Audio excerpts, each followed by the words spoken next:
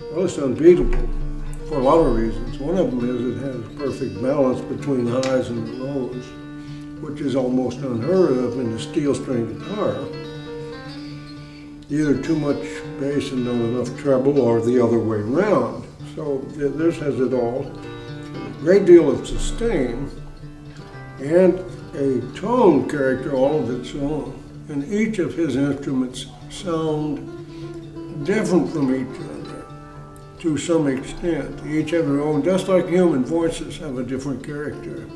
This is the zenith of steel string guitars because you can do any kind of music on it. It's not limited to you can just play blues on it or bluegrass or anything. Like you can do any kind of music you can play on any other guitar. You can do it all on this guitar. I like this to fit totally cool with no force. And this piece of Brazilian is just a lot stiffer than the maple I usually work with. Fitting it, taking it off, fitting it, taking it off, fitting it, taking it off. It gradually gets closer and closer and closer.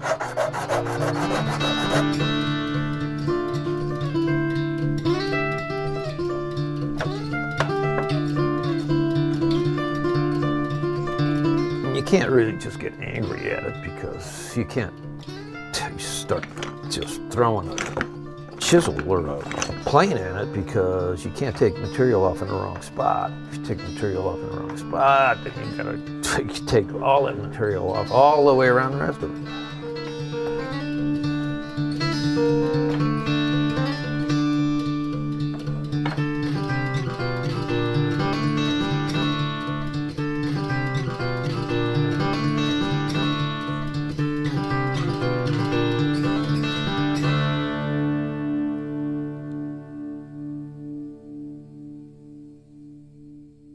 I cut a bunch of neck blanks out yesterday just to find a couple of cool ones.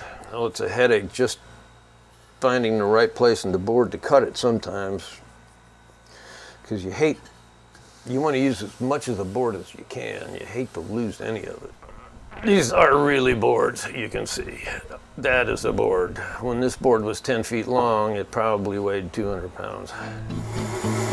Cut an easy one.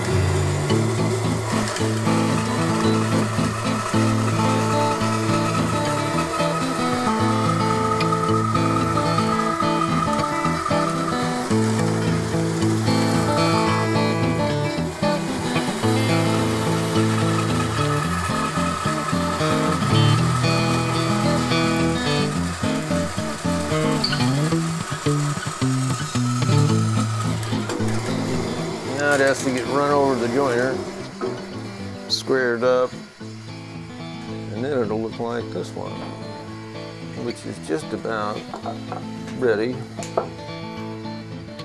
What we need to do is thickness this headstock as close as we can with a machine because doing it by hand takes forever. So it's turned over. And then it's run underneath this very scary tool.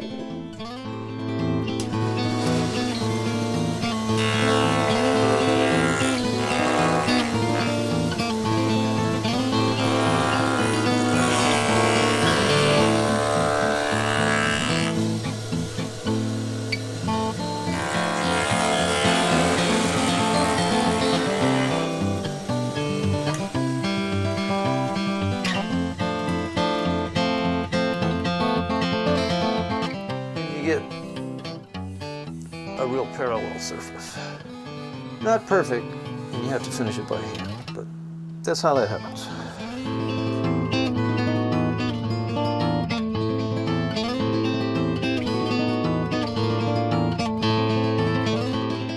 Binding piece that goes around the edge, and the binding piece I like to use is about 70 thousandths thick, okay? That's the outside piece. It's actually a little piece of protection for the edge. If anything gets broke, you'd rather have the binding break than have the top crack. I've given up on plastic, so I've been making these out of wood for the last couple, 3 years.